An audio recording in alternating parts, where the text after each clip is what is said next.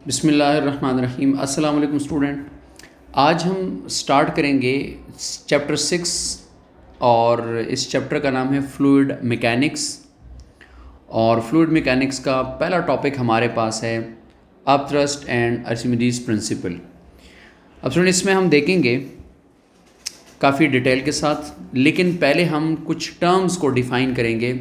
जिस तरह हम बात करते हैं फ्लूइड की, कि फ्लूइड हमारे पास क्या चीज़ है। फ्लूइड को हम कहते हैं कि a substance which can flow, या हम ये कह देते हैं कि एनीथिंग दैट कैन फ्लो, जो फ्लो कर सके उसको हम कहते हैं कि हमारे पास ये फ्लूइड है। उसको हम फ्लूइड के उसको हम फ्लूइड काउंट करेंगे। Anything that can flow is called fluid. ठीक है, वो फ्लूइड काउंट किया जाएगा। अब उसमें स्टूडेंट आपके पास लिक्विड और गैस दोनों आ सकते हैं। एग्जाम्पल में लिक्विड भी फ़्लो करता है और गैस भी फ़्लो करेगा। तो लिक्विड एंड गैसेस ये दोनों हमारे पास जो है वो फ्लूइड में काउंट होते हैं। तो ये हमारे पास फ्लूइड की कैटेगरी में आते हैं। अब स्टूडेंट हमारे पास एग्जाम्पल इसकी फर्दर अगर हम देखेंगे तो गैस मॉलिक्यूल एंड सिलेंडर ये फ़्लो कर सकता है, और अगर लिक्विड है तो ब्लड जो है वो ब्लड वेसल्स में फ़्लो कर रहा होता है। ठीक है, तो ये हमारे पास जो है वो फ्लूइड के कैटेगरी में काउंट होते हैं, लिक्विड भी और गैसेस भी। अब टॉपिक हमारे पास है अपथ्रस्ट और आर्चिमिडीज़ प्रिंसिपल। अब अपथ्रस्ट जो है ये हम उसको डिटेल के साथ देखेंगे और फिर उसके बाद उसका रिलेशन डिराइव करेंगे with the help of Archimedes principle. Upthrust को हम कहेंगे कि अपथ्रस्ट हमारे पास एक अपवर्ड फोर्स है। एन अपवर्ड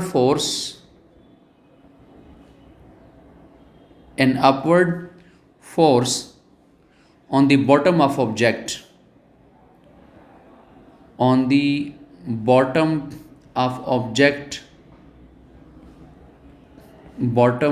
ऑब्जेक्ट, किसी भी ऑब्जेक्ट के बॉटम के ऊपर जो फोर्सेस लगेंगी अपवर्ड, लेकिन ये ऑब्जेक्ट कहाँ पड़ा होगा?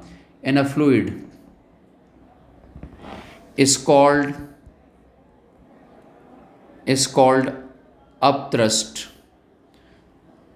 अब स्टूडेंट इसको हम नेट अपवर्ड फोर्सेस भी कहेंगे, नेट अपवर्ड फोर्सेस भी हम इसको कहेंगे अपथ्रस्ट फोर्सेस को, और इसको हम बायनेट फोर्स भी कहते हैं।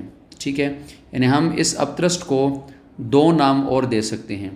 एक हम उसको कहेंगे नेट अपवर्ड फोर्स, यानी किसी भी ऑब्जेक्ट के ऊपर जो नेट फोर्सेस लग रही हैं उसको हम अपथ्रस्ट कहेंगे, एक नेट अपवर्ड फोर्स कहेंगे। और दूसरा जो हम इसको नाम देंगे वो हम इसको नाम देंगे बायनेट फोर्स।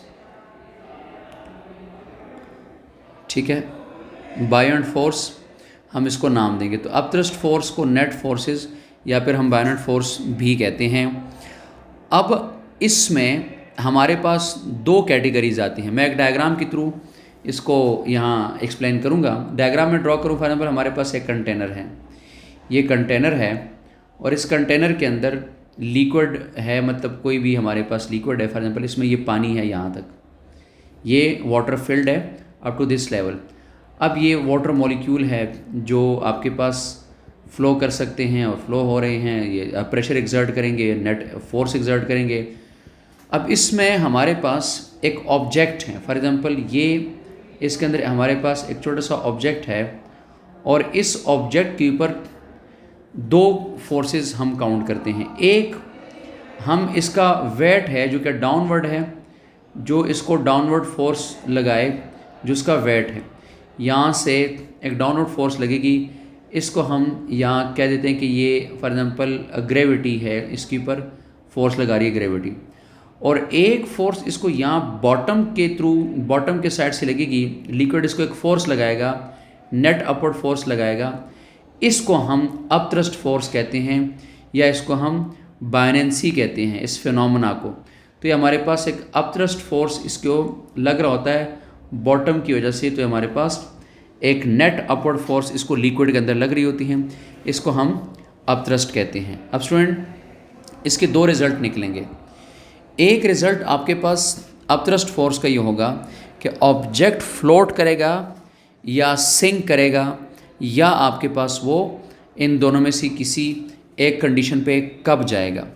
तो मैं यहाँ लिख रहा हूँ जी फ्लोटिंग ऑब्जेक्ट। अगर कोई ऑब्जेक्ट वो फ्लोट कर रहा है तो उसके लिए कंडीशन क्या होती हैं?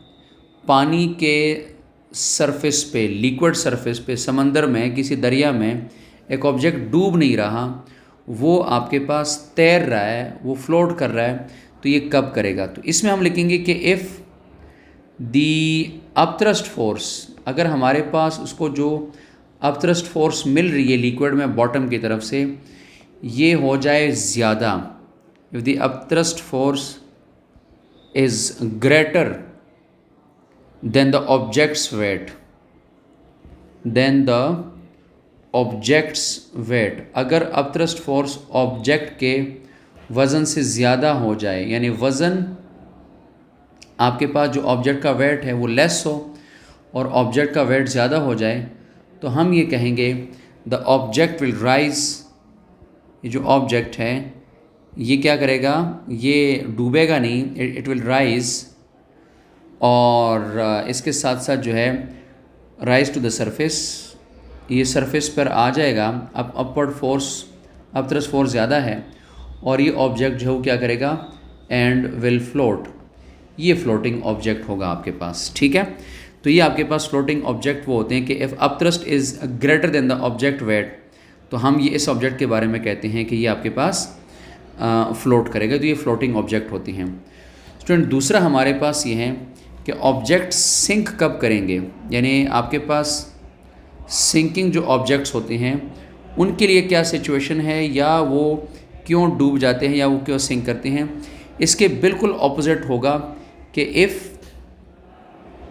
दी upthrust force is less than, अगर हमारे पास अपथ्रस्ट फोर्स जो है वो लेस हो देन द वेट, यानी वेट ज़्यादा हो, less than the weight of the object, the object's weight, तो हम ये कह देते हैं कि अब इसके ऊपर चूँकि अपथ्रस्ट फोर्स कम है, ऑब्जेक्ट का वेट ज़्यादा है, द ऑब्जेक्ट विल सिंक। ये जो ऑब्जेक्ट है ये क्या करेगा? Object will sink. ये ऑब्जेक्ट जो है वो डूब जाएगा और ये ऑब्जेक्ट जो है वो फिर ऊपर नहीं आ सकेगा, इट विल गो डाउन, और आपके पास जो है वो डूब जाएगा।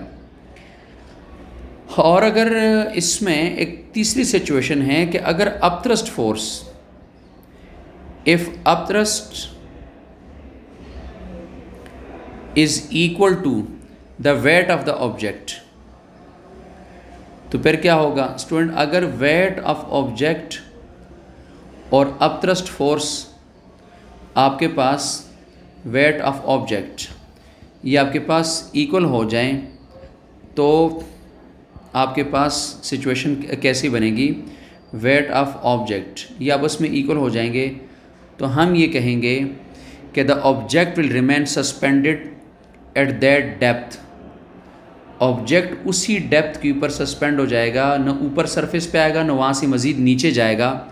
द ऑब्जेक्ट विल सस्पेंड, ठीक है। जिस ऑब्जेक्ट को अपथ्रस्ट फोर्स और वेट बराबर हो जाए, वो ऑब्जेक्ट उसी जगह के ऊपर सस्पेंड हो जाएगा एट दैट पॉइंट। यानी बास चीज़ें आपके पास तालाब में, पौंड में स्टिल रुका हुआ पानी है, उसमें चीज़ें बाद दफ़ा पानी के दरमियान में रुक जाती हैं, ना ऊपर आती हैं ना नीचे जाती हैं।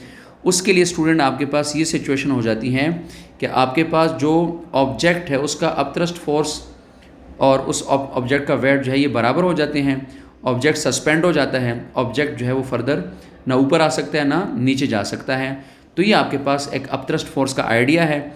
इसमें फ्लोटिंग ऑब्जेक्ट कौन से होंगे और सिंकिंग ऑब्जेक्ट कौन से होंगे, तो ये हमने इसको देख लिया। स्टूडेंट आगे हमारे पास एक लॉन्ग में भी आ सकता है और शॉर्ट में भी आएगा, लेकिन इसमें चूँकि कैलकुलेशन है तो ये लॉन्ग के लिए ज़्यादा सूटेबल होगा उसको मैं यहाँ डिराइव हम करेंगे और उसको हम कहते हैं आर्चिमिडीज प्रिंसिपल। आर्चिमिडीज प्रिंसिपल भी कहते हैं, आर्चिमिडीज प्रिंसिपल भी कहते हैं, एक साइंटिस्ट के नाम से हैं कि ये आपके पास क्या है और इसमें हम क्या चीज़ डिस्कस करते हैं।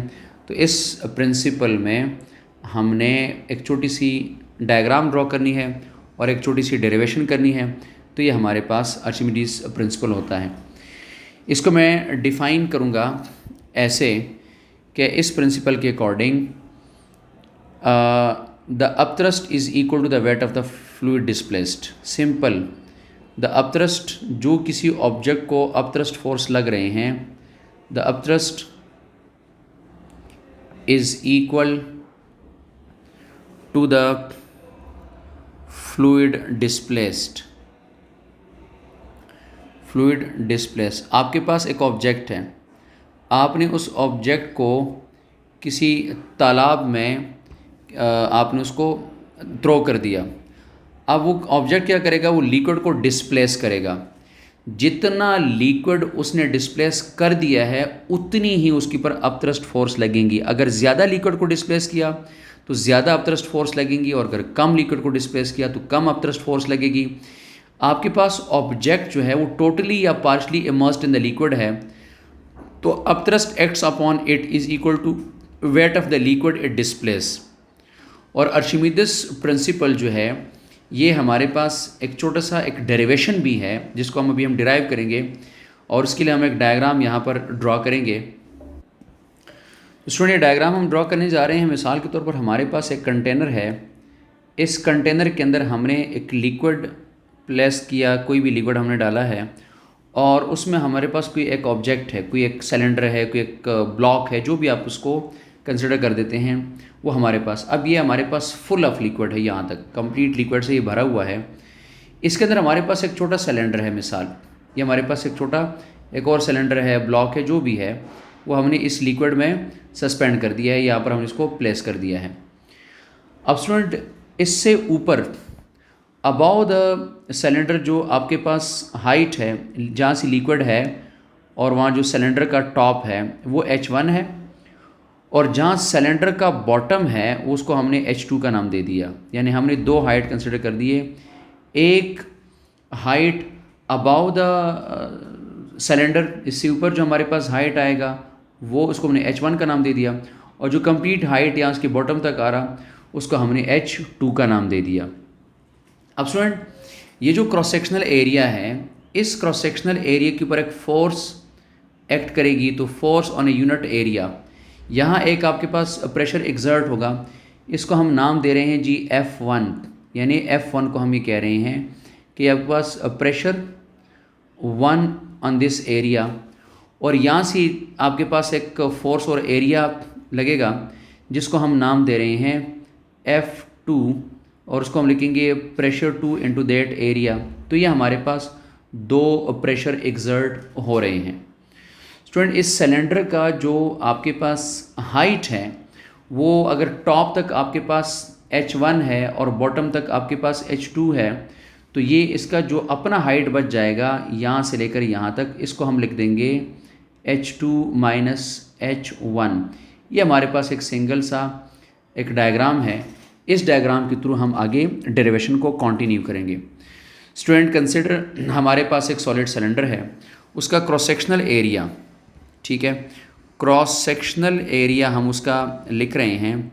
तो cross sectional area of cylinder, या जो भी हमारे पास ऑब्जेक्ट है वो हमारे पास उसका कोई भी, हमने यहाँ फॉर एग्जाम्पल एक सिलेंडर को कंसिडर कर लेते हैं, उसका क्रॉस सेक्शनल एरिया हमारे पास A है, ठीक है, और उसकी जो हाइट है, हाइट ऑफ सिलेंडर, उस हाइट को हम यहाँ पर H का नाम दे देंगे। बाद में अगर हम उसको चेंज करेंगे तो उसको एज़ पर रिक्वायरमेंट हम उसको देख लेंगे, और चेंज हम इस तरह करेंगे कि इस हाइट को, जो सिलेंडर की हाइट है, जहाँ मैं अगर उसको हाईलाइट कर दूँ तो ये जो आपके पास यहाँ से यहाँ तक जो हाइट है, ये जो सिलेंडर है, स्पेसिफिकली जो सिलेंडर है, इसको अगर हम देखेंगे तो इसको अभी हम ये लिखा हुआ है कि हमारे पास ये जो सिलेंडर है ये हमारे पास H2 माइनस H1 है, टॉप और बॉटम के दरमियान में। अब स्टूडेंट जो आपके पास प्रेशर एग्जर्ट हो रहे हैं वो आपके पास अकॉर्डिंग टू द लिक्विड जो प्रेशर एग्जर्ट हो रहा, हम कहते हैं जी if P1 and P2 are the pressure at the top and bottom, pressure of liquid, जो जिस लिक्विड में आपने इसको प्लेस किया, फॉर एग्जाम्पल पानी में है, ठीक है, वो आपके पास एट टॉप एंड बॉटम, तो टॉप के ऊपर H1 है और बॉटम के ऊपर H2 है, तो टॉप और बॉटम के ऊपर जो आपके पास प्रेशर एग्जर्ट कर रहे हैं, तो आपके पास हो जाएगा P1 जो प्रेशर एग्जर्ट होगा P1 इज इक्वल टू या कुछ हो जाएगा रो GH1, ये आपके पास टॉप के ऊपर आएगा प्रेशर, और ये जो आपके पास अगला प्रेशर है वो आपके पास आ जाएगा रो GH2, ठीक है। ये आपके पास दूसरा प्रेशर इस तरीके से आ जाता है। स्टूडेंट आप जानते हैं कि फोर्स को हम लिखते हैं force is equal to pressure into area, तो जब हमने फोर्स को प्रेशर इनटू एरिया लिखा तो अब इसमें ये प्रेशर की वैल्यू हम यहाँ लगा सकते हैं और इसके साथ हम एरिया मल्टीप्लाई करेंगे। तो अब हम अगले डेरिवेशन में अगर हम इसी को दो फोर्सेस बना ले तो देखते हैं कि आगे इसकी डेरिवेशन कैसी होती है। तो उसमें मैं दो फोर्सेस लिखूँगा, F1 इज़ इक्वल टू, अब पहला प्रेशर है तो रो GH1 और साथ एरिया लिखूँगा, और अगर दूसरी फोर्स लिखूँगा तो F2 is equal to row GH2 और एरिया साथ लगाऊँगा तो हमारे पास एरिया आ जाएगा। अब स्टूडेंट जो अप थ्रस्ट है उसको हमने नेट फोर्स कहा था, यानी मैं यहाँ लिख रहा हूँ कि अप थ्रस्ट जो है उसको हमने नाम दिया था नेट फोर्स, तो नेट फोर्स इन दोनों का डिफरेंस निकलेगा F2 माइनस F1। हमने इसको F2 से क्यों माइनस किया? स्टूडेंट जो प्रेशर है वो डेप्थ के साथ इंक्रीज़ होता है, ये बहुत इंपॉर्टेंट पॉइंट है, प्रेशर इंक्रीज़ विद डेप्थ। सो हमारे पास हाइट 2 जो है टॉप से उसकी डेप्थ जो है वो ज़्यादा है, इसलिए हमने इसको F2 माइनस F1 कर दिया, ठीक है। तो नेट फोर्सेस अगर मैं अब आगे लिखूँगा तो मैं ये कहूँगा कि रो GH2 इंटू ए माइनस रो GH1 इंटू ए, ठीक है। तो हम इसको अब लिखेंगे रो जी ए कॉमन लिया, जो चीज़ें कॉमन है वो कॉमन ले लिए, H2 माइनस H1, ये हमने इसको इस तरह लिखा। स्टूडेंट इसको अब हम फर्दर लिखेंगे कि जो हमारे पास H2 माइनस H1 था इसको हमने कोई नाम दिया था हाइट का, तो ये हमारे पास एक हाइट की इक्वल था। और फर्दर अगर आप इसको देखते हैं स्टूडेंट तो आपके पास आ जाता है ये नेट फोर्सेस हैं, ज़ाहिर है नेट फोर्सेस। तो नेट फोर्स को फर्दर आप ऐसे लिखेंगे कि net force is equal to rho g. अब ये एरिया और हाइट इसको मैं कंबाइन कर रहा हूँ। स्टूडेंट एरिया मीटर स्क्वायर है और हाइट मीटर है, ये मीटर क्यूब बनेगा, ये आपके पास बनेगा volume. So net force is equal to rho g और वी, ये एक वॉल्यूम बन जाएगा। तो आपके पास ये जो नेट फोर्सेस बने ये आपके पास रो जी वी की इक्वल आ गए हैं, और इसमें वी जो है ये वॉल्यूम ऑफ द सिलेंडर है, ये ऑब्जेक्ट का वॉल्यूम है, और ये equal to the volume of the liquid displace. अब ये जितना आपके पास ये जो वॉल्यूम है ना, ये आपके पास वॉल्यूम ऑफ ऑब्जेक्ट, ये ऑब्जेक्ट का वॉल्यूम है। अगर आप इसको देखेंगे तो आर्किमिडीज प्रिंसिपल के अकॉर्डिंग ये आपके पास वॉल्यूम जो है ये वॉल्यूम आपके पास इक्वल हो जाता है लिक्विड डिस्प्लेस की इक्वल। अगर ज़्यादा लिक्विड को डिस्प्लेस किया तो आपके पास नेट फोर्सेस ज़्यादा लगेंगी, तो ये आपके पास अप थ्रस्ट फोर्स ज़्यादा हो जाएंगी। तो इसको हम कहते हैं कि ये आपके पास एक आर्किमिडीज प्रिंसिपल है कि बायोनेट फोर्स जो है या अप थ्रस्ट जो है equal to the weight of the liquid displaced. तो ये आपके पास एक मैथमेटिकल इसमें डेरिवेशन आ जाता है। अब इसमें स्टूडेंट आपके पास एग्जाम्पल आती हैं सबमेरीन की। अगर हम बात करते हैं सबमेरीन की तो सबमेरीन जो होते हैं स्टूडेंट ये फ्लोट भी करते हैं, सिंक भी करते हैं। अब सबमेरीन अगर फ्लोट करेगा ठीक है ना। तो ये आपके पास ज़ाहिर सी बात है कि वाटर के या ओशन के सरफेस पे फ्लोट करेगा। तो आपके पास इसमें वेट ऑफ वाटर जो है, इसमें हम ये कहेंगे कि वेट ऑफ वाटर यानी वॉल्यूम, जो हम वॉल्यूम भी काउंट करेंगे, weight of water equal to its volume, यानी सबमरीन की वॉल्यूम की बात कर रहा हूँ, इक्वल टू इट्स वॉल्यूम। तो आपके पास जो है ये फ्लोट करेगा। ठीक है, weight of water equal to its volume, तो आपके पास ये फ्लोट करेगा। लेकिन इसमें एक ये भी है कि हम ये भी अगर कह दें तो ज़्यादा मुनासिब होगा कि आपके पास जो वॉल्यूम है, जो लिक्विड डिस्प्लेस हुआ है, लिक्विड का जो आपके पास डिस्प्लेस हुआ है, वो आपके पास उसके वेट से ज़्यादा हो जाए, सबमरीन के वेट से, यानी ज़्यादा लिक्विड जो है वो डिस्प्लेस कर दें, तो फिर आपके पास ये फ्लोट कर सकेगा। और अगर आपने इसको नीचे सिंक कराना है, सबमरीन को नीचे लेके जाना है, तो इसके अंदर टैंक्स होते हैं जिसको फिल किया जाता है। टैंक्स और फिल्ड विद वाटर, इसमें हम वाटर फिल कर देते हैं। तो इसमें क्या हो जाएगा, अब जो वेट ऑफ सबमरीन है वो ग्रेटर हो जाएगा volume of the liquid displace से। अब वेट ज़्यादा हो जाएगा, तो अब ये सबमरीन जो है वो आपके पास नीचे चला जाएगा, सिंक कर जाएगा और ये पानी के अंदर चला जाएगा समंदरों में। तो ये आपके पास होता है। और अगर इसको वापस लेके आना होता है तो उन टैंक्स को फिर खाली कर देते हैं, एम्प्टी कर देते हैं, तो उसका फिर वेट लेस हो जाएगा और ये आपके पास टॉप के ऊपर आ जाता है।